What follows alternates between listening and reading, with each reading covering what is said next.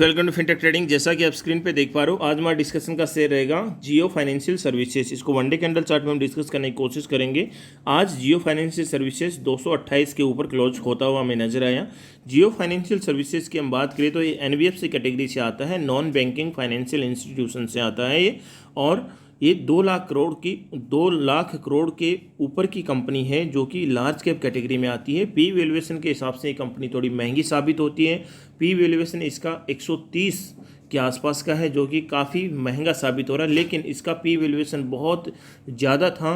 धीरे धीरे अभी सेट हो रहा है। मुझे लग रहा है कि आने वाले दिनों में इसका पी वैल्यूएशन और थोड़ा करेक्ट होकर ठीक हो जाएगा। अभी एक साल में देखें तो ये -8% का रिटर्न दे रही है। वहीं इसका जो रेवेन्यू मैक्सिमम आता है वो इंटरेस्ट पेमेंट से आता है जो कि 55% है। फाइनेंशियल्स के हिसाब से इस शेयर को देखें तो डेट फ्री शेयर है, अच्छे क्वार्टर्स दे रहे हैं। शेयर होल्डिंग पैटर्न के हिसाब से देखें तो शेयर जो है 47% इसमें प्रमोटर्स है, कोई भी शेयर प्लेज नहीं है। FIs 15% है, DIs 12% है और कोई रिटेल जो है इसमें 17% के आसपास में है। अभी इसके लेटेस्ट डेवलपमेंट के देखें तो इसमें जो जियो ब्लैकरॉक AMC जियो ब्लैकरॉक एसेट मैनेजमेंट कंपनी का निर्माण हो चुका है और इन्होंने अपना NFO, जैसे शेयर मार्केट में कोई नई कंपनी आती है तो वो IPO लेके आती है, वैसे ही एसेट मैनेजमेंट कंपनी जो म्यूचुअल फंड में आती हैं वो NFO लेके आती हैं, न्यू फंड ऑफर। तो ये रेज हो चुका है और इसने अपनी स्कीमें भी लॉन्च कर दी हैं। दूसरा देखा जाए तो जियो पेमेंट बैंक का ये एक्विजिशन कर चुकी है और उसका धीरे धीरे विस्तार भी हो रहा है। तीसरा, ये इसका एक जर्मनी की कंपनी के साथ में मिलकर इसमें इंश्योरेंस सेक्टर में भी आना चाह रही है, लेकिन ये डील अभी इनकी फाइनल नहीं हुई है। अभी इसके हम लेवल्स की बात करते हैं। देखिए कंपनी के जो लेवल्स हैं, इसके जो बहुत ही इंपॉर्टेंट एक लेवल है वो है 300-310 के आसपास का ये वाला लेवल। इसके ऊपर है तो कंपनी ऊपर है, शेयर ऊपर है और अच्छा मोमेंटम आपको दिखा सकता है। इसके नीचे आ गया तो आपको डाउनसाइड मोमेंटम दिख सकता है।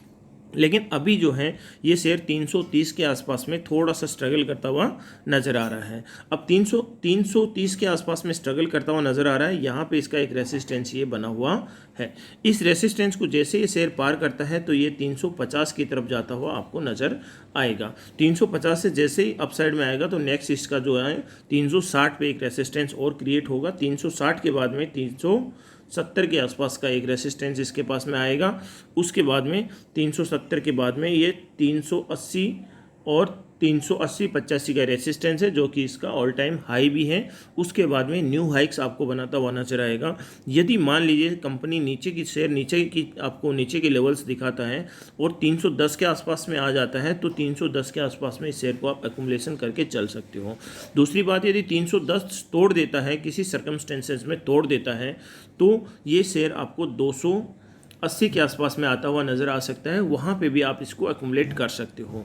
यदि और नीचे आता है तो ये शेयर आपको पता है, देखो अभी इसने जो अपना रिसेंटली बॉटम अप दिया है वो 240 के आसपास में दिया है। मुझे ऐसा नहीं लगता कि ये शेयर आपको 200 के आसपास का जो लेवल है दिया है वो 200 के आसपास का लेवल वापस दिखाएगा।